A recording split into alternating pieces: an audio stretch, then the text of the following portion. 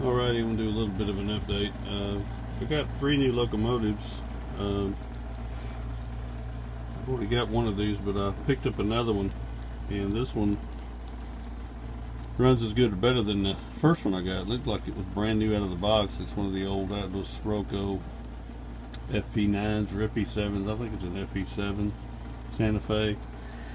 And I've already got one, but this one, the paint job and the stickers on the nose, much better shape than the ones that mine had before, and plus it runs pretty smooth.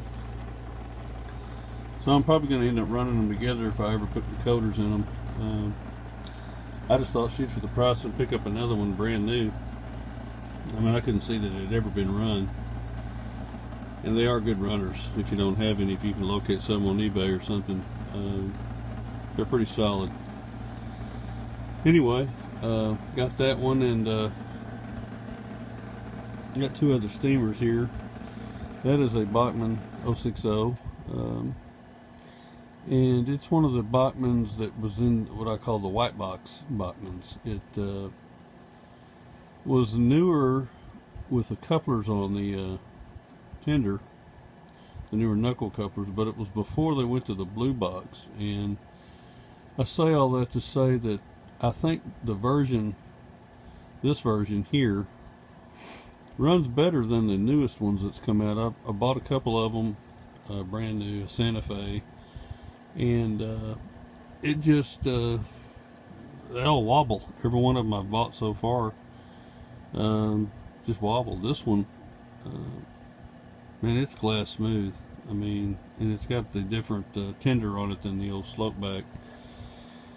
It does have the silver top on the cab, which tells me it's an older one, but it's now it's not the version that has the traction tires on the back wheels. There's another one that's older than this one, and it is they run pretty smooth, but they're very loud. This one has got the newer mechanism in it, but it's very quiet, and it's just glass smooth as it can be.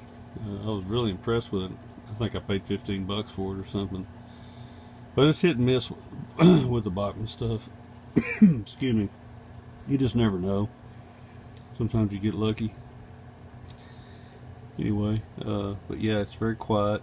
I don't think this one has smoke. I really don't know. I hadn't even tried to put any to look in there to see if it has a smoke box, smoke unit in it or not. But I don't care about that. Them things have to run so fast to work anyway. They're really not worth messing with. But anyway, I got that one, and then I've got this other one over here. It's a Model Power 040. You know, same thing with these. They're hit and miss. I mean, the biggest problem I've seen with the Model Powers is that the one motor seems like it's noisier than the others. It's the same thing. They have like a white box version, and that seemed to have the quieter motor in it. Now that tender didn't come with that engine, obviously. It had the old Slopeback. If I can zoom in on that a little bit. So I bought this one and another one at the same time, and the other one didn't run, but I wanted the tender off of it, so I put the tender on this one, and I put metal wheels and coupler on the tender. And I'll run it over here in just a second, but it's extremely quiet. And the biggest problem I found with all the Model Powers little 040s is these little linkages. There's these little octagon shaped screws that hold the linkage into the wheels. They will work their way loose, and it'll cause it to kind of bump down the road, you know. Anyway, I'll pull this other engine into the yard here and run that one. This little Atlas engine, it runs really good. Pull it into, that's a update too. I put a new track over here, and I put a siding over there by this little warehouse or whatever you want to call it, depot. Anyway, that thing there, I mean, That is very, very smooth for a model power. I mean, that's probably the smoothest one I've ever had, and the quietest one I've ever had. And like I said, it's just like Bachmann though. It's hit and miss when you buy these things. And I wouldn't pay more than 15 or 20 bucks for an old Bachmann or a model power, just because the design really hadn't changed in a lot of years. But that there, I mean, for a model power, that is super slick. Like I said, you just adjust these screws on the sides. I had to mess with this one and mess with this one.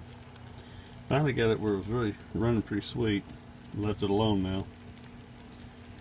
But you know, they're cool little cars.